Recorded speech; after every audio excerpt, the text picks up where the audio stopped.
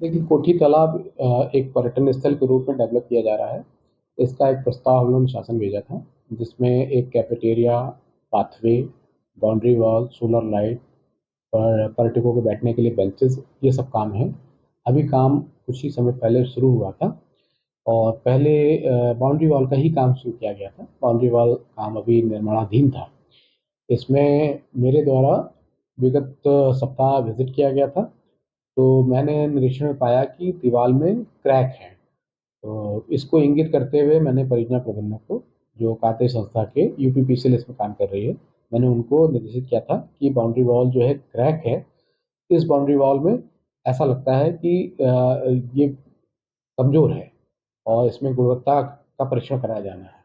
तो उनके द्वारा भी सहमति दी गई थी और मैंने ये भी कहा था कि बाउंड्री वॉल को आप ऐसा करिए, पहले इसको हटाइए, इसको गिरवाइए और नए सिरे से बनाइए, क्योंकि ये मजबूत नहीं होगी। और ऐसा ही हुआ। फिर वो बाउंड्री 3-4 दिन के बाद मुझे न्यूज़ मिली कि ये बाउंड्री वॉल गिरा दी गई है। और आज की डेट में आज भी मैं गया था, तो मैंने देखा कि वहाँ बाउंड्री वॉल जो बाकी पोर्शन है उसको भी वो निकाल के हटा के दोबारा नए सिरे से बनाएंगे। जहाँ तक गुणवत्ता की बात है, इसके लिए एक थर्ड पार्टी से चेक भी कराया जाएगा।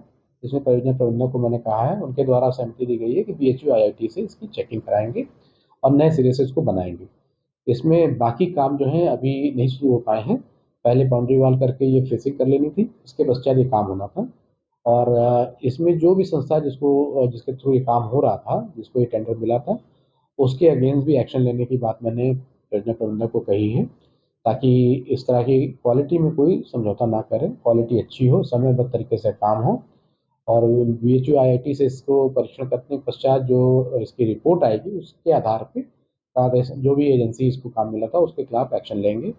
इसमें मेरे तरफ से परियोजना प्रबंधक को ये निर्देशित किया गया है कि जो भी कॉन्ट्रैक्टर है उसके खिलाफ पनिश करें, उसका पेनल्टी रखें और जो बचा हुआ काम है उसको तत्काल करके समयबद्ध तरीके से पूर्ण करें।